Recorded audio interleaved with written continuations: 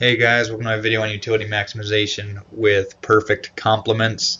X and Y are complementary goods. The utility function is the minimum of X and 1.5 Y. Usually these min functions are the way that we'll show perfect complements.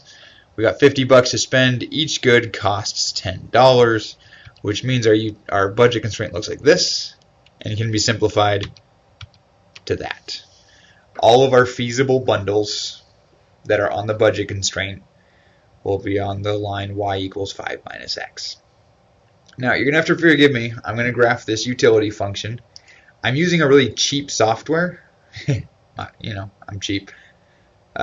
This line should be perfectly smooth. It's bumpy because this software is just doing a lot of really rough approximations. But this is what the utility function looks like with the min function. We got our spine along here, which tells us all the parts where x equals 1.5y, and so the min of x and 1.5y are the same thing. And yeah, it just goes up along that line. Once you cross that line, from there, adding additional x's and y's does nothing to utility.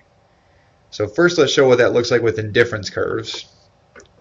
If we were to look at a utility level of 1,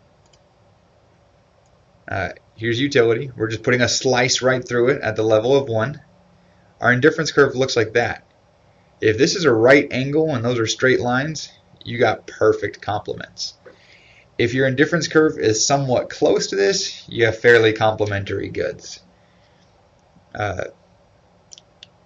Yep. So there we have it.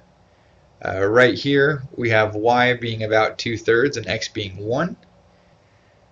Since our function is z equals min of x and 1.5y, you can take it to the bank that y will always be 2/3 as much as x, or whatever that ratio just inverted.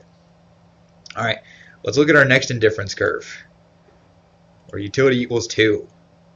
Same deal. Perfectly square indifference curves. Utility equals 3, same deal. Perfectly square indifference curves. We're just slicing along up on the mountain. Let's talk about what each one of these things means.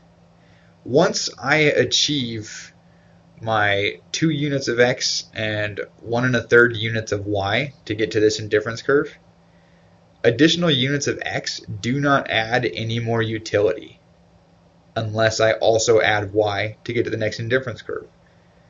Once I'm here, adding additional units of y does not add any more utility unless I add x. That's what the min function does for us, and that's why we have perfect complements. The goods have to go together or we don't get any enjoyment out of them. Now, let's look at our budget constraint. Y equals 5 minus x.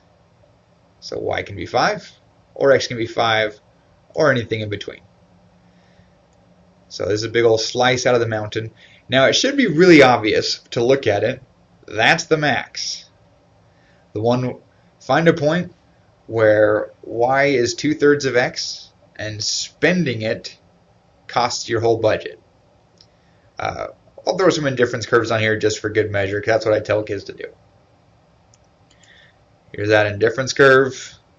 We're not going to spend this or this because we have more mountain to climb that we can afford to climb. It's within our budget.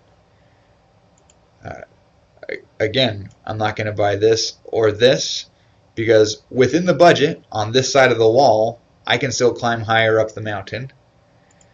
We're eventually going to find this point. It's kind of like the point of tangency, except so without it being a corner, it's not tangent technically. But it is still a point where it only touches once. And that is where my y is exactly 2/3 of my x, and I'm spending all of my money. In this case, I'm buying 3 x's and 2 y's. So this video is short. I hope it's helpful to you. If not, too bad. Good luck finding something else. Maybe the 3D's freaking out. Who knows? Thanks for watching, guys. Good luck.